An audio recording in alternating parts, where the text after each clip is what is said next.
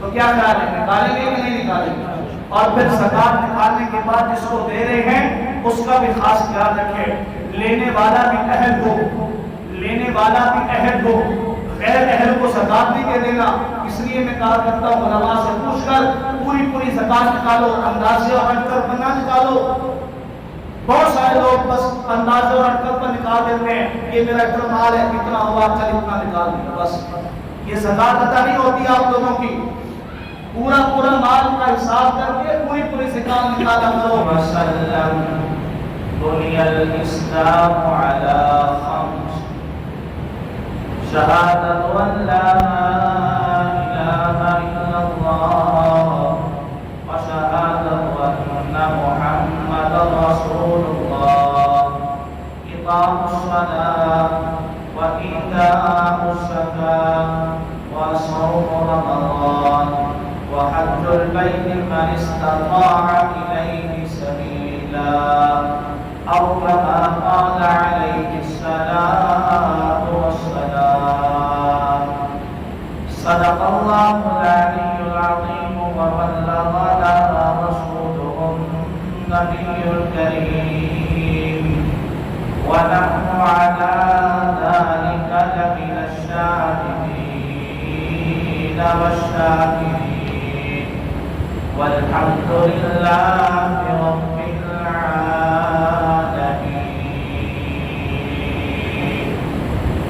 درود پاک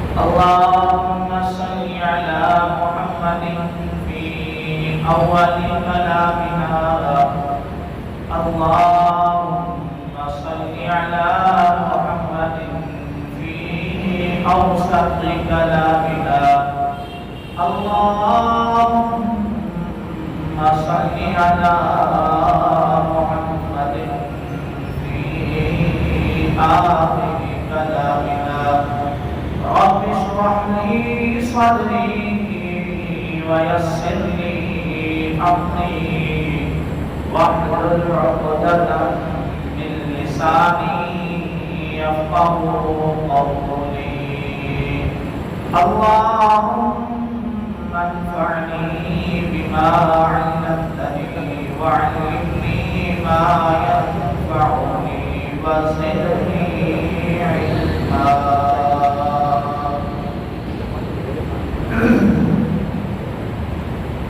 انتہائی واجب احترام قابل سر احترام معزز مکرم محترم دیوبار بھائیوں بزرگوں عزیز ساتھیوں اور دوستوں،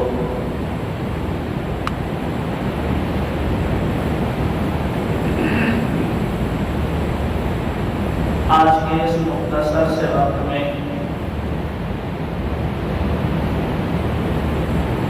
ایک اہم فریضے کی طرف آپ حضرات کی توجہ دلانا ضروری اور لازمی سمجھتا ہوں۔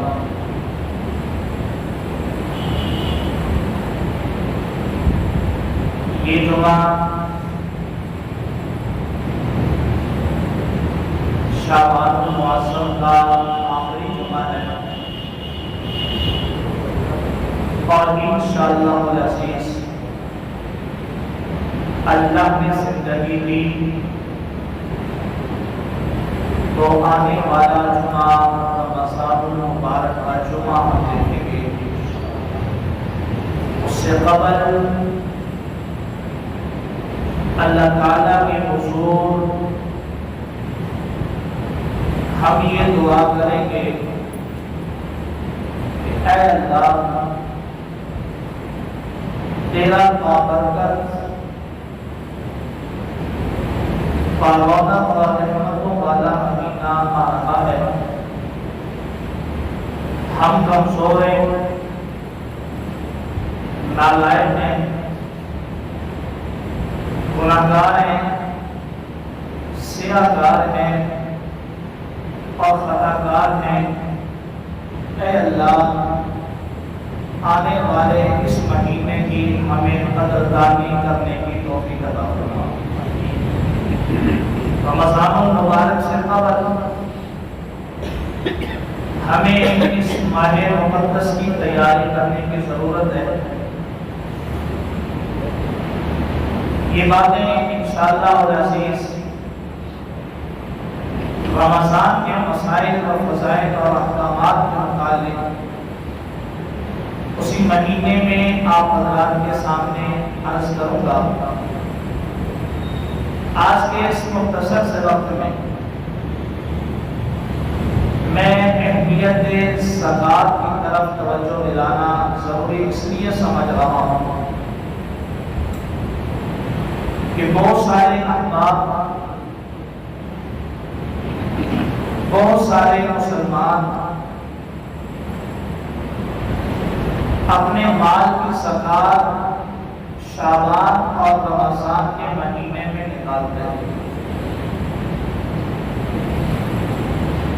اس کے ساتھ ساتھ ایک اور بات کی طرف آپ کی توجہ دلاؤں گا کہ آپ اس مہینے میں زکوٰۃ کے نصاب تک آپ کا مال پہنچ جائے، آئندہ سال اسی مہینے میں زکوٰۃ ادا کرنی ہوگی. سال کا گزرنا شرط ہے، لیکن بہت سارے لوگ یہ سمجھتے ہیں کہ شاید زکوٰۃ صرف شعبان اور رمضان میں ہی دی جاتی ہے، اس کے علاوہ نہیں دی جاتی. تو اس طرح کا خیال کرنا، گمان کرنا یہ غلط ہے. آپ کے مال پر سال جس بھی مہینے میں پورا ہو، آپ اسی مہینے میں زکوٰۃ ادا کریں. اور زکوٰۃ کی اہمیت، زکوٰۃ کی فرضیت بالکل وہی ہے جس طرح نماز کی اہمیت اور نماز کی فرضیت. بنیادیں اسلام کی بنیاد 5 چیزوں پر ہے. پہلا کلمہ حدیث پاک میں ہے کہ بنی الاسلام علی 5. 5 چیزیں اسلام کی بنیاد ہیں. لا الہ الا اللہ کی گواہی دینا، محمد رسول اللہ کا اقرار کرنا، نماز ادا کرنا، زکوٰۃ ادا کرنا. نمبر 4 رمضان کے روزے رکھنا. اور نمبر 5 حج البیت من استطاع الیہ سبیلا. اللہ کے راستے میں اگر اللہ نے طاقت، دولت، مال دیا ہے تو اللہ کے راستے میں حج ادا کرنا. یہ 5واں اسلامی بنیادی رکن ہے. آپ قرآن مجید کو پڑھیں، قرآن مقدس نے جہاں نماز کی بات کی ہے تقریباً زیادہ تر اس کے ساتھ ساتھ زکوٰۃ کی بات کی ہے. اقیموا الصلاۃ وآتوا الزکاۃ. نماز پڑھو، قائم کرو، زکوٰۃ ادا کرو. تو زکوٰۃ کی اہمیت اتنی ہی ہے جتنی اہمیت نماز کی ہے. زکوٰۃ کی اہمیت اتنی ہے جتنی اہمیت رمضان کے روزوں کی ہے. زکوٰۃ کی اہمیت اتنی ہے جتنی اہمیت کلمے کے پڑھنے کی ہے. جس طرح کلمے کا منکر مسلمان نہیں ہو سکتا، جس طرح نماز کا انکار کرنے والا مسلمان نہیں ہو سکتا، جس طرح روزے کا انکار کرنے والا مسلمان نہیں ہو سکتا، جس طرح حج کا انکار کرنے والا مسلمان نہیں ہو سکتا، اسی طرح زکوٰۃ کا انکار کرنے والا بھی مسلمان نہیں ہو سکتا. جس طرح نماز چھوڑنا یہ گناہ ہے، فسق و فجور ہے، ایسے بندے کی گواہی قبول نہیں ہے. ایسے بندے کے بارے میں علماء کے مختلف فتاوی جاتے ہیں. ایسے بندے کے بارے میں رسول اللہ کی احادیث مبارکہ ہے. ایسے بندے کے متعلق سیدنا عمر رضی اللہ تعالیٰ عنہ کا قول ہے کہ مسلمان اور کافر کے درمیان فرق کرنے والی چیز نماز ہے، تو جو اہمیت نماز کو حاصل ہے وہی اہمیت زکات کو بھی حاصل ہے۔ اور اس کے ساتھ ساتھ یہ بات بھی سمجھیں کہ جس طرح نماز اس امت پر فرض تھی، اس سے پہلی امتوں پر بھی نماز فرض تھی۔ حضرت موسیٰ علیہ السلام کے لوگوں پر امت پر نماز فرض تھی، اور حضرت عیسیٰ علیہ السلام کی امت پر نماز فرض تھی۔ اسی طرح دیگر انبیاء حضرت ابراہیم، حضرت داؤد، حضرت زکریا، حضرت دانیال، حضرت یوسف، حضرت یونس، حضرت یعقوب، حضرت داؤد، حضرت ابراہیم، حضرت نوح علیہ السلام، حضرت آدم، جتنے انبیاء گزرے سب کی امتوں پر نماز فرض تھی۔ البتہ فرائض کے اندر کمی بیشی تھی۔ کسی کی امت پر 2 نمازیں تھیں، کسی امت پر 3 نمازیں تھیں، کسی امت پر 4 نمازیں تھیں، کسی پر 5 تھیں، کسی پر زیادہ تھیں۔ اسی طرح ہر نبی کی امت پر روزے بھی فرض تھے۔ حضرت داؤد علیہ السلام ایک دن روزہ رکھتے تھے، ایک دن افطار کرتے تھے، گویا کہ سال میں 6 مہینے روزہ رکھتے تھے، 6 مہینے افطار کرتے تھے۔ حضرت عیسیٰ علیہ السلام کی امت پر 2 مہینے روزے فرض تھے۔ حضرت موسیٰ علیہ السلام کی امت پر 40 دن روزے فرض تھے۔ حضرت آدم علیہ السلام کی امت پر ایام 20 کے روزے تھے۔ حضرت نوح علیہ السلام پر یوم عاشورہ کا روزہ تھا۔ جس طرح اس امت پر روزے فرض ہیں، اسی طرح اس سے پہلی امتوں پر روزے فرض تھے۔ جس طرح اس امت پر نماز فرض ہے، اسی طرح اس سے پہلی امتوں پر بھی نماز فرض تھے۔ اور جس طرح اس امت پر زکات فرض ہے، اسی طرح اس سے پہلی امتوں پر بھی نماز زکات فرض تھے۔ البتہ زکات دینے کا طریقہ مختلف تھا، زکات کے مصارف مختلف تھے۔ زکات دینی کس کو ہے، زکات دینی کب ہے، زکات لگانی کہاں ہے، زکات لینے والے کون ہیں، زکات دینے والے کون ہیں، ان چیزوں میں اختلاف ہے۔ لیکن ایک چیز جو اس امت میں تھی اس امت میں ہے، وہ یہی ہے کہ جس طرح اس امت میں پہلی امتوں پر زکات فرض تھی، اسی طرح اس امت پر بھی زکات فرض ہے۔ آپ قرآن پڑھیں، قرآن کہتا ہے یا ایھا الذین آمنوا، اس سے پہلے قرآن روزے کا تذکرہ کرتا ہے۔ قرآن کہتا ہے کتب علیکم الصیام کما کتب علی الذین من قبلکم، جس طرح تم پر روزے فرض کیے گئے ہیں۔ یہ صرف تم نہ سمجھو، یہ امت نہ سمجھے کہ یہ روزے ہم پر فرض ہیں، بلکہ قرآن ترغیب دلا رہا ہے، قرآن تمہید مانگ رہا ہے، قرآن شوق دلا رہا ہے، قرآن جذبہ پیدا کر رہا ہے۔ یوں نہ سمجھنا کہ یہ روزے صرف اس امت پر فرض ہیں، بلکہ فرمایا کما کتب علی الذین من قبلکم، جو تم سے پہلے امتیں گزری ہیں روزے ان پر بھی فرض ہیں۔ اسی طرح جو تم سے پہلے امتیں گزری ہیں زکات ان پر بھی فرض تھی۔ تو جس طرح نماز فرض، اسی طرح زکات فرض۔ جس طرح آدمی یہ تصور کرتا ہے کہ میں اگر نماز نہیں پڑھوں گا تو میں گناہ گار ہوں گا، اسی طرح اس آدمی کو یہ تصور بھی کرنا چاہیے کہ میں اگر زکات نہیں ادا کروں گا تو میں اسی طرح گناہ گار ہوں گا جس طرح نماز کے نہ پڑھنے پر ہوگا۔ اللہ رب العزت نے اپنے پیارے محبوب صلی اللہ علیہ وسلم کی امت پر بڑی آسانیاں رکھی ہیں، بڑی نرمیاں رکھی ہیں۔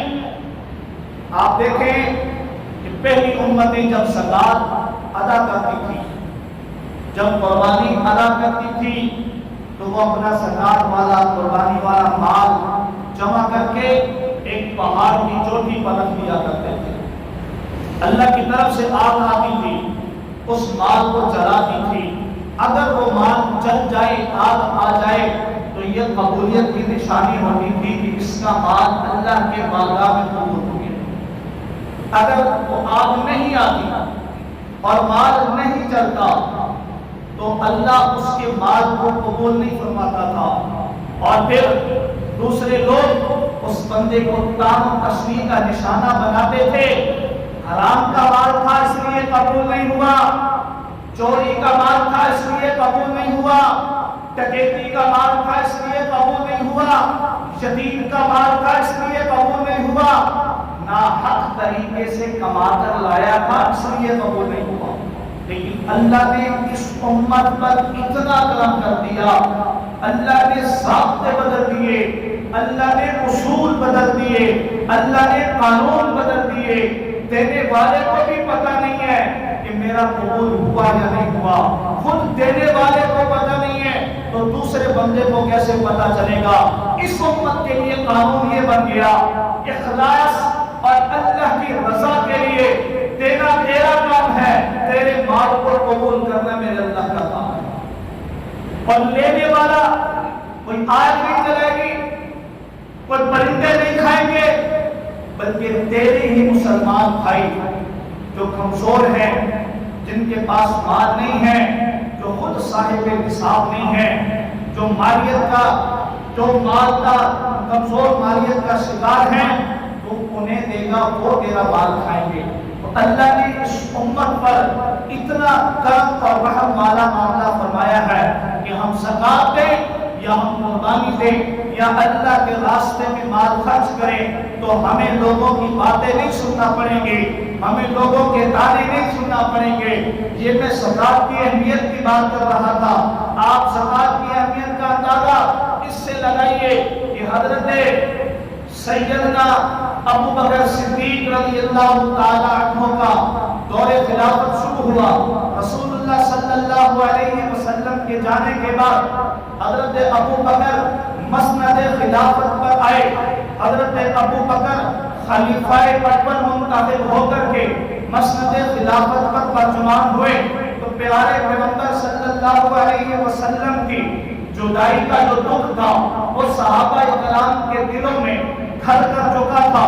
ہر صحابی کی آنکھوں میں آنسو چھلکتے تھے. کوئی صحابی دیوار کے سہارے لے کر کے روتا ہوا دکھائی دیتا تھا تو کوئی صحابی سجدے کی حالت میں اپنی آنکھوں سے آنسو بہایا کرتا تھا. صحابہ فرماتے تھے ہمیں یوں محسوس ہونے لگا تھا کہ مدینے پر ایک تاریکی چھا چکی ہے، مدینے پر ظلمت چھا چکی ہے، ہر صحابی پریشان ہے، ہر صحابی رنجیدہ ہے، ہر صحابی افسردہ ہے. ایسے حالات میں ابو بکر صدیق برجمان مسند خلافت پر آئے اور آ کر کے اصحاب رسول کو تسلی دی اور صحابہ کرام کو جمع کیا. لیکن ساتھ ساتھ دو فتنے سر اٹھانے لگے. ایک فتنہ منکرین ختم نبوت کا تھا، ایک فتنہ منکرین زکات کا تھا. میں زکات کی اہمیت کے بارے میں آپ کو بتانے لگا ہوں کہ زکات کی اہمیت میں اسلام نے اس کی اہمیت پر کتنا زور دیا ہے اور اصحاب رسول نے اپنی زندگی سے اس اہمیت پر عمل کر کے دکھایا ہے. ابو بکر کا دور شروع ہوا. ایک فتنہ منکرین زکات کا ہے، ایک فتنہ منکرین ختم نبوت کا ہے. ایک طرف اللہ کے نبی کی جدائی کا صدمہ ہے، ایک طرف دشمنوں کا مدینے پر حملہ کرنے کا خوف ہے. لیکن ابو بکر نے بھاپ لیا کہ آج ایک بندہ ختم نبوت کا انکار کرے اس کی گردن اتار دی جائے. آج ایک بندہ منکر ختم نبوت بنے اس کی گردن اتار دی جائے. آج ایک بندہ زکات کا انکار کرے اس سے لڑائی کر کے اس فتنے کو وہیں دبا دیا جائے. چنانچہ ابو بکر نے دو لشکر تیار کیے. ایک لشکر جیسے اسامہ کے نام سے تیار ہوا. یہ لشکر نبی علیہ السلام کی زندگی کے آخری دنوں میں روانہ ہو چکا تھا. مدینے سے نکل چکا تھا۔ اس لشکر کے سپہ سالار حضرت زید بن اسامہ رضی اللہ تعالی عنہ تھے۔ یہ لشکر تھوڑا باہر جاتا ہے، اس لشکر کو اطلاع ملی کہ اللہ کے نبی دنیا سے پردہ فرما چکے ہیں۔ یہ لشکر واپس آتا ہے۔ اللہ کے نبی کی رحلت کے بعد ابو بکر نے دوبارہ یہ لشکر روانہ کیا۔ ایک لشکر منکرین ختم نبوت کی لڑائی کے لیے جا رہا ہے، دوسرا لشکر منکرین زکات کے خلاف کھڑا کر دیا۔ حضرت عمر اٹھے، ابو بکر کے پاس آئے اور آ کر کے کہنے لگے، اے امیر المؤمنین، صحابہ پریشان ہیں، صحابہ رنجیدہ ہیں، صحابہ کے دلوں میں نبی کی جدائی کا صدمہ ہے، حالات سازگار نہیں ہیں، وقت کا انتظار کیجئے، حالات بدلنے دیجئے۔ اب ہمیں مدینے کی سرحدات کی حفاظت کی ضرورت ہے۔ اب سب دشمن متحد ہو چکے ہیں، کسی بھی وقت مدینے پر حملہ ہو جائے گا۔ آپ نے جو لشکر اسامہ بھیجا ہے وہ تو ٹھیک ہے، جو لشکر منکرین زکات کے خلاف بھیج رہے ہیں ان کو روک لیجئے۔ بڑے بڑے صحابہ میدان میں آئے، ابو بکر کو مشورہ دیا کہ ان کے ساتھ بعد میں نمٹ لیا جائے گا، انتظار کیجئے، حالات بہتر ہونے دیجئے۔ اب ہم حالات بہتر ہونے کا انتظار کریں گے، جب حالات اچھے ہو جائیں گے ہم ان کے ساتھ جہاد کریں گے۔ ابو بکر نے سب کی باتیں سننے کے بعد حضرت عمر کی طرف متوجہ ہو کر کے ابو بکر نے کہا، اے عمر، کیا مجھے مشورہ دیتا ہے میں ٹھنڈا پڑ جاؤں؟ کیا مجھے مشورہ دیتا ہے میں بیٹھ جاؤں؟ کیا مجھے مشورہ دیتا ہے میں حالات کا تقاضے کو مد نظر رکھوں؟ کیا مجھے مشورہ دیتا ہے میں ان منکرین زکات کے خلاف میں جہاد نہ کروں؟ حضرت عمر، اگر آپ سے ہو سکتا ہے میرے ساتھ چلیں، لیکن یہ نہیں ہوگا۔ میں ابو بکر زندہ ہوں اور پیغمبر کے کسی دین کے کسی حصے میں کمی گر ہو جائے، ابو بکر ہر چیز برداشت کر سکتا ہے۔ ابو بکر مدینے میں اگر منکرین زکات آ کر کے ہماری عورتوں کے پردے چاک کریں، ابو بکر برداشت کر سکتا ہے۔ اگر ہمارے بچوں کی سروں پر یتیمی کے تاج پہنائے جائیں، ابو بکر برداشت کر سکتا ہے۔ اگر مدینے کے اندر لہو بہا دیا جائے، ابو بکر برداشت کر سکتا ہے۔ اگر ہمارے عورتوں کو، اگر ہمارے اوپر سے گھوڑوں کو دوڑا دیا جائے، ابو بکر برداشت کر سکتا ہے۔ اگر آسمان سے پرندے آ کر کے ہمارے گوشت کو نوچ ڈالیں، ابو بکر برداشت کر سکتا ہے۔ لیکن کوئی منکر زکات زمین پر رہے، ابو بکر یہ برداشت نہیں کر سکتا۔ ابو بکر منکرین زکات کو برداشت نہیں کر سکتا۔ ابو بکر سب کچھ برداشت کر سکتا ہے۔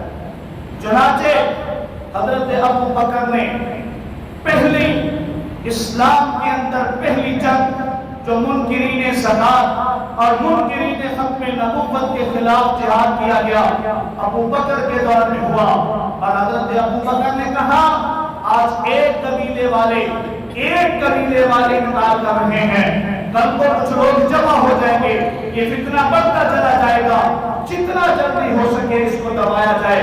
اس لیے حضرت ابو بکر نے کہا تھا، من فرقا بین الصلاۃ والزکاۃ لأقتلنہ، جو نماز اور زکات کے درمیان فرق کرے گا میں ابو بکر اس کے ساتھ جہاد کروں گا۔ اور جہاد کیا، اور ابو بکر نے بتایا جو ختم نبوت کا انکار کرے گا ابو بکر اس سے بھی جہاد کرے گا، اور جو جو منکر زکات جو زکات کا انکار کرے گا ابو بکر اس سے بھی جہاد کرے گا۔ آج 1400 سال گزر گئے، میں نے دیکھا ایک طبقہ ہوتا ہے ابو بکر پر تولہ کرتا ہے۔ میں نے جب اس کا مذہب پڑھا، میں نے جب اس کی کتابیں پڑھی، میں نے جب اس کے مذہب کو تولا، پرکھا اور جانچا، تو مجھے پتا چلا یہ وہی لوگ ہیں جو زکات کے منکر ہیں۔ ان کو تکلیف یہ ہے کہ ان کے باپ اور دادا کی گردنیں ابو بکر نے اس وقت اڑائی تھی، آج سے منکرین زکات پھر ابو بکر پر تبرہ کر رہے ہیں۔ آپ دیکھ لیں اس وقت اگر ختم نبوت کے لیے ابو بکر نے 1200 جلیل القدر صحابہ کرام کی قربانی پیش کی تھی، اور ختم نبوت کا دفاع کیا تھا. آج 1400 سال گزرنے کے بعد ایک طبقہ ہوتا ہے ابو بکر پر تبرہ کرتا ہے. میں نے کہا تبرہ کی وجہ کیا ہے؟ وجہ جب دیکھی تو اس کے مذہب میں ختم نبوت کا انکار تھا. میں نے کہا اس کے باپ اور دادا نے نبوت کا انکار کیا تو ابو بکر کی تلوار کا سامنا کرنا پڑا. آج 1400 سال کے بعد یہ ابو بکر پر تبرہ اس لیے کرتے ہیں کہ ان کے مذہب میں نہ نبوت پر ایمان ہے نہ صداقت پر ان کا یقین. اس لیے رسول اللہ صلی اللہ علیہ وسلم نے فرمایا کہ جب معراج کی رات اللہ کے حضور صلی اللہ علیہ وسلم معراج پر جا رہے ہیں, بہت سارے مناظر دیکھے, بہت ساری چیزیں جناب نبی کریم صلی اللہ علیہ وسلم نے دیکھی. کچھ لوگ دیکھے کہ وہ فصل اگ رہی ہے, فصل تیار ہو رہی ہے, وہ لوگ فصل کاٹ رہے ہیں, آگے آگے سے کاٹتے جا رہے ہیں, پیچھے سے پھر تیار ہوتی جا رہی ہے, پھر کاٹ رہے ہیں, پھر تیار ہوتی جا رہی ہے. اللہ کے نبی نے جبرائیل سے پوچھا, جبرائیل یہ کون لوگ ہیں جو آگے سے فصل کاٹ رہے ہیں, پیچھے سے تیار ہو رہی ہے, پھر کاٹ رہے ہیں, پھر تیار ہو رہی ہے؟ جبرائیل نے کہا یا رسول اللہ یہ آپ کی امت کے وہ لوگ ہیں جو اللہ کے راستے میں مال خرچ کیا, جو اللہ کے راستے میں. آج ہمیں نبی کی حدیث پر یقین نہیں. اللہ کا قرآن کہتا ہے مجھے تم دو میں تمہیں بڑا چڑھا دوں. سورہ بقرہ میں اللہ کا اعلان ہے مثل الذین ينفقون اموالهم فی سبیل اللہ. اللہ مثال دے رہا ہے ان لوگوں کی جو اپنے مال کو اللہ کے راستے میں خرچ کرتے ہیں. ان کی مثال دی کمثل حبۃ انبتت سبع سنابل فی کل سنبلۃ مئۃ حبۃ. ایک دانے کے بدلے اللہ 700 دانے پیدا کرتے ہیں. ایک دانہ کو زمین میں اللہ نے مثال دی اس کسان کی تو جو زمین میں ہل چلاتا ہے, ایک دانہ ڈالتا ہے, پھر اس سے پودا نکلتا ہے, پھر اس سے جو ہے وہ بالیں نکلتی ہیں, پھر ہر بال میں ایک سٹا ہوتا ہے, پھر ایک سٹے میں کئی کئی 100 دانے ہوتے ہیں. اللہ فرماتا ہے جو اللہ کے راستے میں دے گا واللہ یضاعف لمن یشاء. اللہ فرماتا ہے یہ تو میں نے مثال دی ہے, اگر میں چاہوں تو میں اسے کئی گنا بنا دوں گا. واللہ واسع علیم. اللہ کے خزانے بے بہا ہیں. دوسری جگہ اللہ فرماتا ہے کوئی جو مجھے قرضہ دے. اللہ قرضہ مانگ رہا ہے. اللہ قرضہ آپ مانگتے ہو, ہاں آج میں لے رہا ہوں, کل قیامت کے دن میں تمہیں اس سے بڑا چڑھا کر دوں گا. یقرض اللہ قرضا حسنا, قرضہ حسنا, اس کو بڑا چڑھا کر دوں گا. اس لیے علماء نے لکھا ہے اپنے مال سے زکات نکالنا یہ یوں سمجھو کہ یہ مال کی میل ہے. بندہ اپنے کپڑوں پر گندگی لگ جائے تو صاف کرتے ہو کہ نہیں کرتے؟ اپنے جسم پر میل لگ جائے تو غسل کرتے ہو یا نہیں کرتے؟ اللہ کے نبی نے فرمایا کہ یہ جو مال ہے, یہ جو زکات ہے, زکات یہ تمہارے مال کی میل ہے, اس کو نکالا کرو, اس کو نکالا کرو. اس لیے مسلمانوں کہ تمہیں مبارک ہے کہ زکات کا فریضہ تمہارے پاس ہے. اس لیے مثال تمہارے لیے کہ اپنے بدن پر گندگی لگ جائے, میل لگ جائے تو ہم صاف کرتے ہیں. اس لیے تمہارے پاس مال ہے, اس سے زکات نکالا کرو. مال کی میل نکل جائے گی, مال پاک ہو جائے گا, مال صاف ہو جائے گا. یہ ان لوگوں کے لیے ہے جو مسلمان ہیں, جو زکات کو مانگتے ہیں, اور جن کے پاس زکات مانگتے نہیں یہ زکات کو, تو یہ جو میل کی مثال ہے ان کے لیے تو نہ ہوگی نا. اور یہ میل اور گندگی کو بھی مسلمان سمجھتا ہے. ہر بندہ گندگی کو نہیں سمجھتا, وہ گندگی کو سمجھتا نہیں ہے, اس لیے وہ استنجا جو ہے وہ دھوپ سے کر دیتا ہے. وہ گندگی کو سمجھتا نہیں ہے, وہ گندگی کو سمجھتا نہیں ہے, اس لیے وہ جو ہے وہ گھوڑے کا جھوٹا پانی بھی پی لیتا ہے. اس لیے میں کہا کرتا ہوں اللہ اگر کسی قوم کی مت مار دینا تو وہ قوم یا تو گائے کا پیشاب پینے لگ جاتی ہے یا گھوڑے کا پیشاب پینے لگ جاتی ہے۔ اور یہ وہ قوم ہے جس قوم سے اللہ ابو بکر چھین دے نا اس قوم میں بچتا کچھ نہیں۔ اس لیے اپنے مال کو پاک کیا صاف کیا۔ میں عرض کر رہا تھا کہ اللہ کے نبی معراج پر جا رہے ہیں، پھر دیکھا کچھ لوگ ہیں ان کو لٹایا ہوا ہے اور لوہا گرم کیا جا رہا ہے، سونے اور چاندی کے ساتھ ان کو داغا جا رہا ہے۔ اللہ کے نبی نے جبرائیل سے پوچھا کہ یہ کون لوگ ہیں؟ کہا یا رسول اللہ یہ آپ کی امت کے وہ لوگ ہیں جن کے پاس بڑا مال تھا، بڑا مال جمع کیا کرتے تھے، بڑا پیار کرتے تھے، زکات نہیں دیتے تھے۔ آج یہ جو سونا چاندی ہے یہ ان کا مال ہے، آج اسی سونے اور چاندی کے ساتھ ان کو داغا جا رہا ہے۔ تو اس لیے ہم اللہ کے نبی کے حدیث پر یقین کریں۔ آج اگر ہمیں واٹس ایپ پر یا موبائل پر یا فیس بک پر اشتہار مل جائے نا کہ سعودی عرب میں، انگلینڈ میں، فرانس میں، اٹلی میں، یورپ میں، فلاں جگہ میں ملک کے ویزے آئے ہیں، اتنی تنخواہ ہے، یہ رہائش ہے، اتنا ویزا ہے، آنے جانے کا کرایہ فری، ٹکٹ فری، لین دین فری، سب کچھ فری، اتنی تنخواہ، ہم دیر ہی نہیں کرتے، فٹافٹ پیسے نہ بھی ہو نا ادھار سدھار پکڑ کے بھائی جمع کرا دو، ڈبل ملے گی آگے سے، یہ نیت ہوتی ہے۔